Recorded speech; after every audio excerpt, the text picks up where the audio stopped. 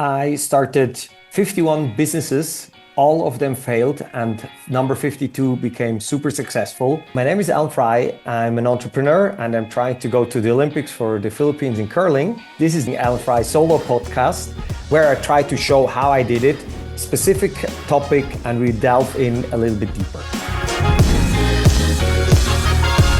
Today, we are talking about my three major mistakes when I started a company. Lack of focus, solving ideas that don't matter to you, the timing and business model. I had different projects on the side. I had, for example, tutoring platform, a taxi comparison site, and I had a mango schnapps. And I did all the three of them on the side. And I always thought these projects, pushing them forward, different people, helps me because they inspire each other. But the problem is, if you jump from the next project to the next project, you are never focused on one thing. And when you're focused on one thing only, the magic will start because suddenly your ideas are around that single project or that single startup. It's not only in the beginning, it's also afterwards. When your company becomes more successful, you want to do different things. For example, at Almorana, when we launched it, at one point we were like, hey, we couldn't do any Facebook ads because of the content we had. So what we tried to do then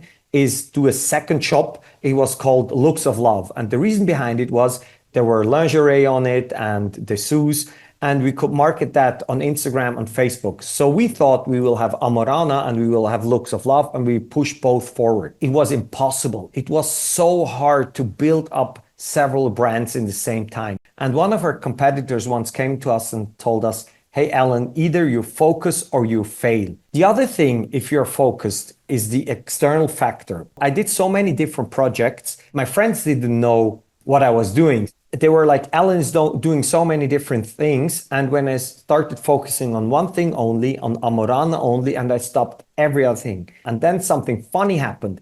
I went to a restaurant and a friend of mine told me, hey, this is Dildo Alan. In the beginning, I was like, oh, this is weird, having this nickname called Dildo Alan. And it was like, oh, this is a weird name. But then I realized, oh, something great is happening. People suddenly know what I'm doing. Focus is the most important thing you can do in the beginning. Not having projects parallels, just starting one sequentially, trying it, doesn't work, start the next one. And then when you become successful, even then, stay focused, don't try too many things. And the third part is the external part where people suddenly know you for, he's selling dildos, or today he's doing curling. So one specific thing that's very, very helpful. The second thing is ideas. As I mentioned before, we are all entrepreneurs and ideas are like buses. When they come by, you think, oh, I need to reach that bus, but there's always a new one coming. The biggest mistake I did was that I tried to solve problems that are not important to me. If it's important to you, you will stick longer with that idea. You really try to solve it for you first. And I'm not talking about passion, because suddenly you're doing something just because you're passionate about. You need to be very careful about that. But something that bothers you, something you want to change. And if it's combined with passion, that's great. But just doing something for passion, it's very, very dangerous to do. There are good ideas and there are bad ideas. A bad idea is something you try to convince people of. I'm the inventor of the cardboard-free toilet paper. I was sitting on the toilet, paper is finished, and then you have this cardboard inside.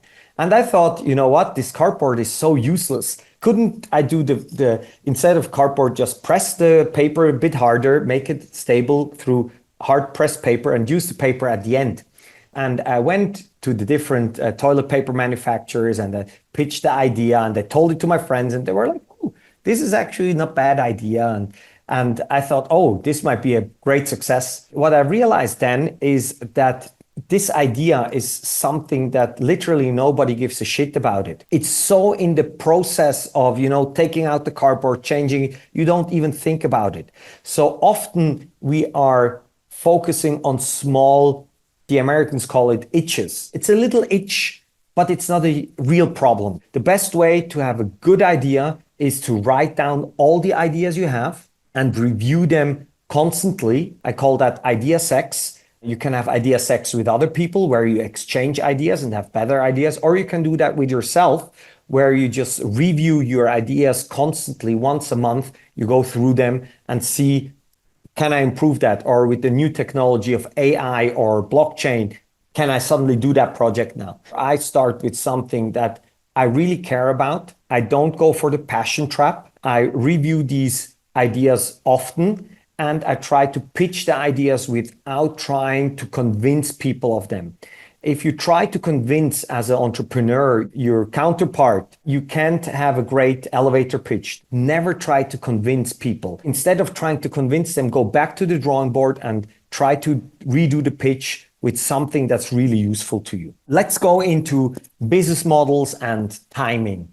As a young entrepreneur, I always tried to ride the current wave. Today, the hottest thing is AI. Everybody is jumping on the AI wagon. The problem with that is you are competing against people who've been working at AI or in AI since 2015 or 16. They were doing it before it was a hype. For example, I have a very close friend of mine called Adrian Locher. He was in AI in 2016, and I told him at that time, generative AI will never work. Why? Because he was not riding the current wave. And often the current wave is also in the situation you are. For example, when I was in university, I tried to ride the current wave of tutoring platforms. Why? Because I needed a tutor, or it was surrounded by me. People were talking about tutors. Another example is so often friends of mine who become mothers, they write me and they tell me, hey, Alan, I want to do this subscription-based model of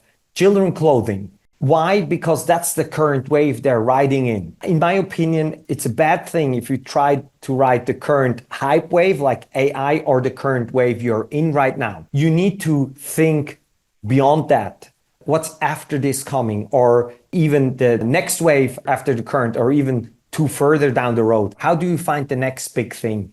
I have a concept for myself. It's called expansion and compression. I've realized that every industry is either in an expansion wave or in a compression wave. I was born in a small town outside of Baden, Switzerland. Every small town had their small shops. What happened then, the large supermarkets here in Switzerland, Migros and Coop, came along.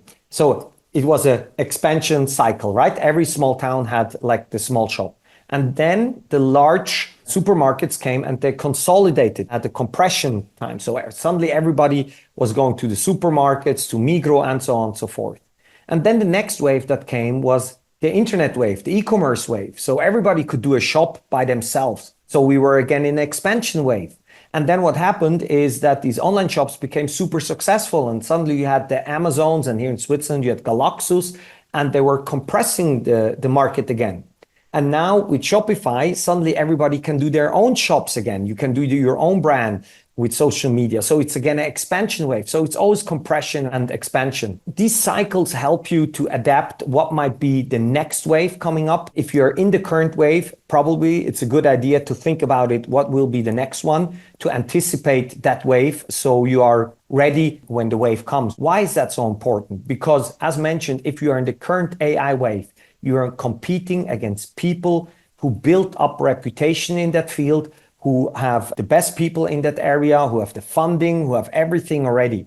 And if you're trying to compete against these people, it's very, very hard. Same with e-commerce. So when we started with Amorana in 2014, nobody liked the idea. They were like, okay, there are so many adult shops already around. We saw the opportunity there because of the movies like 50 Shades of Grey, that it will expand, it will become mass market.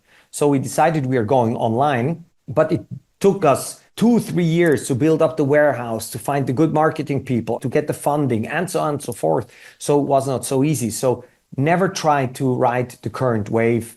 Try to anticipate through expansion and compression what will be the next wave. These were my 3 major mistakes. I hope I could help.